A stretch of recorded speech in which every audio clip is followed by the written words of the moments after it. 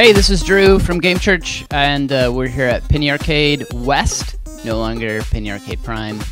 It's PAX West. And we're here with Matthew from Guns of Icarus. Hey, Matthew. Hey, great to be here.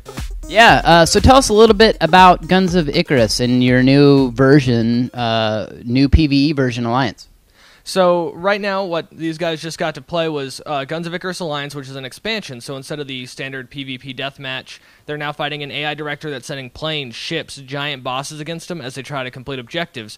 So protecting a convoy, wiping out bases, defending a drill, taking out enemy resources, all that they get to do with an AI director evilly sending hordes against them. Nice. So what makes Guns of Icarus unique? Like what's kind of your MO? Well, the most unique thing is it's an entirely teamwork-based game. There isn't a more teamwork-based aspect because you're 4 people on a ship. So instead of saying, oh, I'm going to jump over the enemy ship and do this, or I'm going to grab a gun solely and kill the entire enemy team, no, you need the captain to fly. You need people to fire the guns. You need those guns to be repaired, the engines to be repaired, the balloon to be repaired. So all these people have to work together to make this one ship, this one unit work correctly. So now that you're doing PvE rather than just player versus player, have you added some new story elements to Alliance? Yeah, actually, one of the things we're most excited about is our faction warfare. So there's going to be 6 factions, and what you do in those battles will affect this map. So basically an MMO risk-style map that players will be fighting over. In our open alpha alone, we saw 12,000 players hop in and really take it personally, saying, we're going to attack this territory, we're going to really push tonight, we're going to grab this area from other players kind of thing.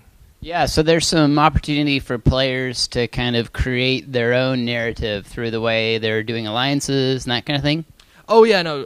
One of the big things is what they do, the people who are putting in the most effort, who are buying the most buying with in-game currency the most resources and stuff, are being built into the lore. It's like, listen, this guy bought 500 units worth of